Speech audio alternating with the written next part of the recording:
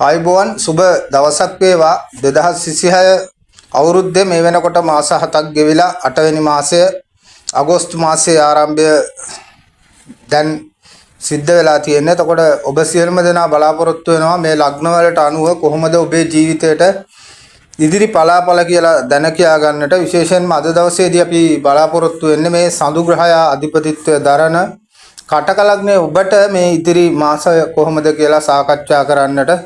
විශේෂයෙන්ම කටක ලග්නය ගත්තාම සඳු ග්‍රහය ලග්නාධිපතිත්වය දරන්නේ.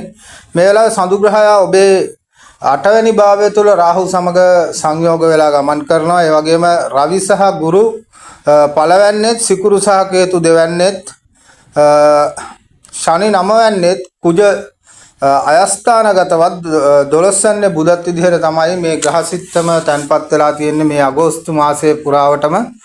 එතකොට මේ මාසයේදී විශේෂයෙන්ම මුල්ම සති දෙක සහ අවසන් සති දෙක විදිහට කොටස් දෙකකට බෙදා ගත්තොත් මේ වෙලාවේදී කටක ලග්න හිමි ඔබට බොහෝ වෙලාවට සමාජ පරිසරය තුලදී වෙනදාට වඩා සමාජ ආකර්ෂණයක් යම් කැපිපෙනීමක් එහෙම නැත්නම් ඔබට නායකත්වය ලැබීමේ ස්වභාවයක් තියෙනවා සහ අන් අය ඔබේ ක්‍රියාවන් අනුමත කරන එහෙම නැත්නම් මේ ක්‍රියාවන්ට එකඟ වෙන ස්වરૂපයක් තියෙනවා. නමුත් ඒ තුල ඔබ සැලකිලිමත් වෙන්නට වෙනවා. අයහපත් ක්‍රියාවන් ඔබ අතින් සිද්ධ වෙන්නට පුළුවන්. විශේෂයෙන්ම ඔබේ වචනය සම්බන්ධව මේ වෙලාවේදී ඔබ බොහොම කල්පනාකාරී වෙන්නට ඕනේ. එහෙම නැත්නම් ඔබේ වචනය නිසා බොහොම පාඩු ගැටලු සිද්ධ වෙන්නට ඉඩ කඩක් තියෙන නිසා ඔබ වචන භාවිතා කිරීමේදී අතිශයින්ම සැලකිලිමත්ව කටයුතු කළ යුතු කාල පරිච්ඡේදයක් හැටියට තමයි කටක ලග්න හිමි ඔබ මේ தත්ත්වය තුලදී තේරුම් ගත යුතු වෙන්නේ.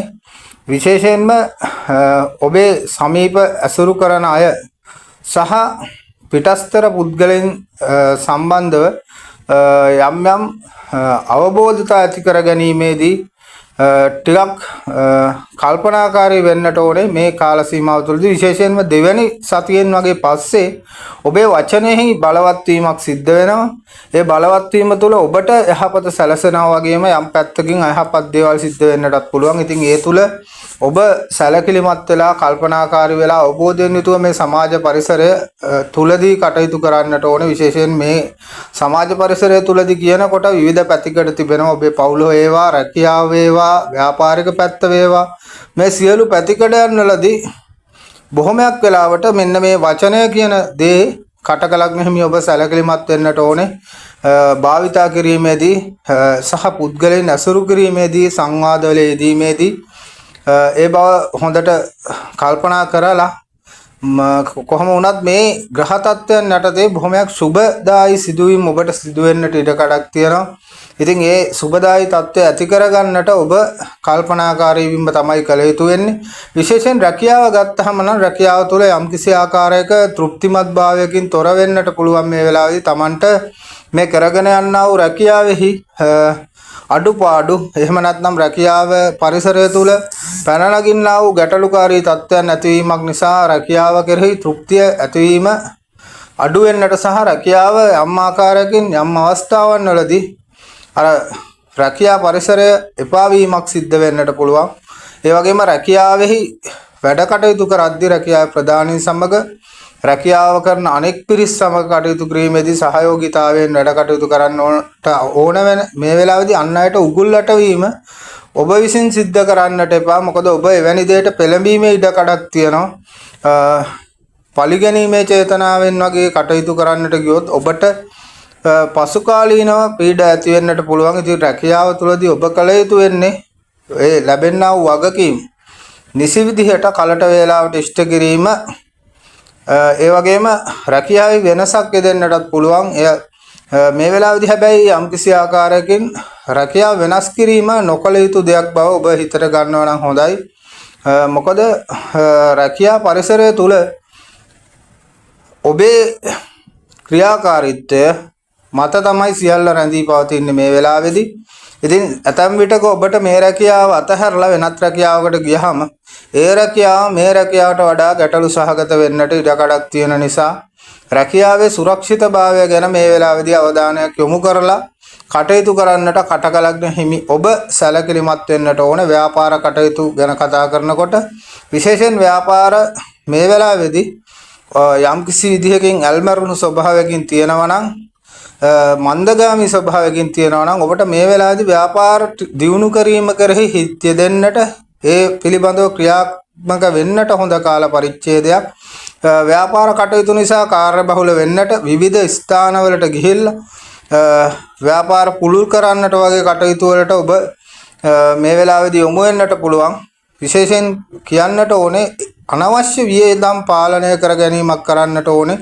ව්‍යාපාර සඳහා යොදන්නා වූ මුදල් අත්‍යවශ්‍ය දෙයට පමණක් යොදලා ඒ තුල අනවශ්‍ය වියදම් පාලනයක් කරගෙන කටයුතු කළොත් ඔබට යහපත උදා කර ගන්නට පුළුවන්. ඒ වගේම ව්‍යාපාරයේ සහකරුවන් සේවක සේවිකාවන් සමග මතභේද මතවාද ඇති වෙන්නට ඉඩකඩක් තියෙනවා. ඉතින් ඒ ගැන සැලකිලිමත් වෙන්නට ඕනේ. ඔවුන්ගේ සහයෝගය නිසි විදිහට ලබාගෙන තමන්ගේ ව්‍යාපාරය දියුණු කර ගන්නට තමයි කටයුතු කළ යුතු වෙන්නේ. විශේෂයෙන් මාධ්‍ය ශාස්ත්‍රය, නීතිඥ වෘත්තිය, උපදේශන වෘත්තිය, ගුරු වෘත්තිකයින්ට වගේ අයට බොහොම හොඳයි මේ දෙවැනි සතියෙන් පස්සේ වචනය මූලික කරගත් රැකියාවල යෙදෙන බොහෝ පිරිසට මේ යහපතක් ලැබෙන කාල සීමාවක් අන් අයටත් ඒ යහපත තියෙනවා. නමුත් අර ස්වයං රැකියා කරන පිරිස් ව්‍යාපාරිකයින් හිතට ගන්නට ඕනේ තමන් අර ව්‍යාපාරයට යොදවන මුදල ඒ ඵලදායීතාවය පිළිබඳව හිතලා මුදල් නිසි කළමනාකරණයකින් යුතුව පරිපාලනයක් සහිතව කටයුතු කළොත් මේ වෙලාවේදී ඔබට ඉදිරි කාල සීමාව තුළදී යහපත අත්කර ගන්නට හැකියාවක් තියෙනවා. ව්යාපාර දියුණුවක් ඇති කර ගන්නට හැකියාවක් තියෙනවා.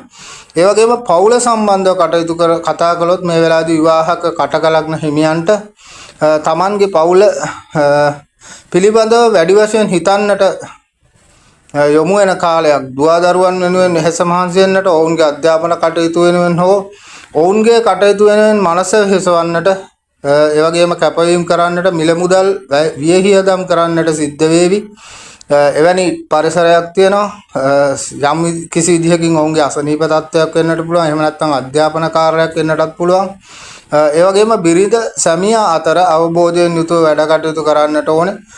යට ගියාව පැරණි ප්‍රශ්න නැවත ඉස්මතු කරගෙන ඒ ඔස්සේ මතභේද මතවාද හදා ගන්නවට වඩා වර්තමාන තත්ත්වය ගැන සලකා බලලා අනාගත ඉලක්කයන් ගැන හිතලා අභිවෘද්ධිය ගැන හිතලා පවුලේ වැඩ කටයුතු අවබෝධයෙන් යුතුව පවුලේ අය වෙනුවෙන් ඉඩකඩක් වෙන් කරලා ඒ සාමූහික ඒ කටයුතු කරගෙන යාම තමයි කළ යුතු වෙන්නේ. මේ කාලය තුල යම් අර්බුදයක් පැන නැගුණොත් ඒ සාකච්ඡා මාර්ගයෙන් විසඳා ගැනීම තමයි කළ යුතු වෙන්නේ. අර ඔබේ වචනය බලවත් වීම කියන කාරණය පවුල කියන දේ තුලදී ඔබ ඒකාධිපතිත්වය එහෙම නැත්නම් ඔබේ වචන නිසා අන් අයව පීඩාවට පත් කරන ස්වභාවයකට නොගිහින් ඒ සංයමයකින් යුතුව පවුලේ සමග කටයුතු කිරීම තමයි කටකලග්න හිමි ඔබ කළ යුතු වෙන්නේ. ඒ වගේම ආදර සම්බන්ධතාවවලදීත් අන්‍යෝන්‍ය බැඳීම අවබෝධයක් ඇතුව සැකසංකා ඇති කර නොගෙන කටයුතු කරලා ඒ ආදර සම්බන්ධතාව පවත්වාගෙන යාම වැදගත් වෙනවා. විවාහ අපේක්ෂාවෙන් ඉන්න කටකලග්න හිමියන්ටත් සුදුසු විවාහ සහකරුවන් සහකාරයන් ලැබෙන්නට ඉඩකඩක් තියෙනවා. ඉතින් අවබෝධයෙන් යුතුව ඒ කටයුතු සිද්ධ කරගන්නට ඕනේ. අධ්‍යාපන කටයුතු වල නිරත කටකලග්න හිමියන්ට සුබදායි කාල පරිච්ඡේදයක්. යම් ආකාරයෙන් සුළුසුළු බාධා පැන නැගීම් තිබුණත් අධ්‍යාපන කාර්ය සාර්ථක කරගන්නට ඔබේ උනන්දුව කැපවීම උත්සාහ එකතු කළොත් ඒ විභාග ජයග්‍රහණ ආදිය ලබා ගන්නට පුළුවන්. විශේෂයෙන් ඔය මතක හිටින්නේ නැති ස්වභාවය, මනස ඒකාත්මික නොවීම වගේ ගැටලු පීඩා නම් ඔබට මේ කාලය තුළ ඇති වෙන්නට පුළුවන්. ඉතින් ඒ පිළිබඳව සැලකිලිමත් වීම කරලා උනන්දුවෙන් කැපවීමෙන් අධ්‍යාපන කටයුතු කර ගැනීම කළ යුතු වෙනවා. අසනීප පීඩා ගැන කතා කළොත් දීර්ඝකාලීනව පැවති යම් අසනීප තත්ත්වයන්ට සුදුසු ප්‍රතිකාර ලබා ගන්නට, ඒවා සුවපත් කර ගන්නට හැකි කාල සීමාවක්. නමුත් සෙම් රෝග වගේ දේවල් ඇතිවීමේ අවදානමක් තියෙනවා. ආහාර ජීර්ණ පද්ධතිය සම්බන්ධව යම් යම් රෝගී තත්ත්වයන් පැන නැගීමේ ඉඩකඩක් තියෙනවා. ඉතින් ඒ පිළිබඳව සැලකිලිමත් වෙලා නිසි වෛද්‍ය ප්‍රතිකර්ම අරගෙන ඒවා සුවපත් කර ගැනීම තමයි කළ යුතු වෙන්නේ. ඒ වගේම විශේෂයෙන් මේ කාලය තුලදී නිරන්තරයෙන්ම ධර්මානුකූලව හැසිරවීම, තමන් විසින් පාලනය කරගත හැකි තත්ත්වයන් පාලනය කර ගැනීම, ඒ වගේම හැකි සෑම විටම සෙත් පිරිත් ශ්‍රවණය කිරීම, සජ්ජායනා කිරීම, මෛත්‍රී භාවනාව, ආනාපාන සති භාවනාව වගේ භාවනා වැඩිම තුලින් යහපත උදා කර ගන්නට පුළුවන්. සුබ ප්‍රාර්ථනා කරනවා කටක ලග්න හිමි ඔබට ඉදිරි අනාගතය සුබදායි අනාගතයක් බවට පත් වේවා කියලා.